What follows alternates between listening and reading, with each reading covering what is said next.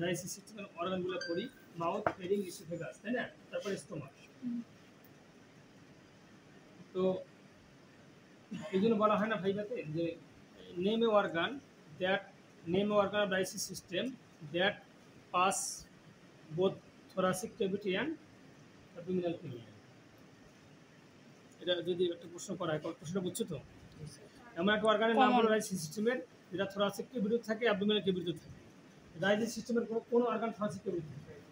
Oesophagus. কারণ এটা তো মুখ থেকে অরিজিন করে থোরাসিক হয় তো স্টোমাকে আসবে। জি, বিষয়টা এরকম না, থোরাসিক ক্যাভিটিতে অ্যাবডোমিনাল ক্যাভিটিতে যায়। তো এখন ইসোফেগাসটা অরিজিন করে ফেরিংস থেকে। It's course is after origin from ফেরিংস esophagus pass dorsal to the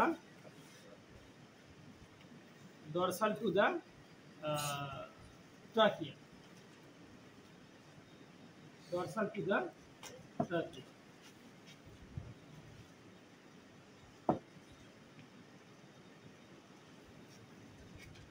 Up to third cervical vertebra. Up to third or fourth cervical vertebra.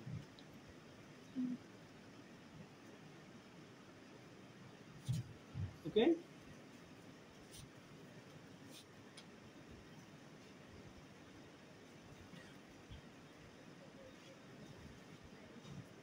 So after third or fourth cervical vertebra, then esophagus runs left lateral to the trachea up to 6 cervical vertebra. And again after 6 again it goes to the dorsal to the trachea.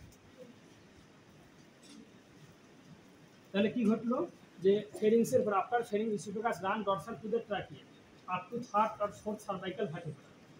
তারপরে এই যেগুলো কি cervical ভার্টেব্রা, এগুলো কি cervical ভার্টেব্রা, তাই না? Third পর্যন্ত এটা ডরসাল থাকে, ট্রাকিয়া উপরে থাকে।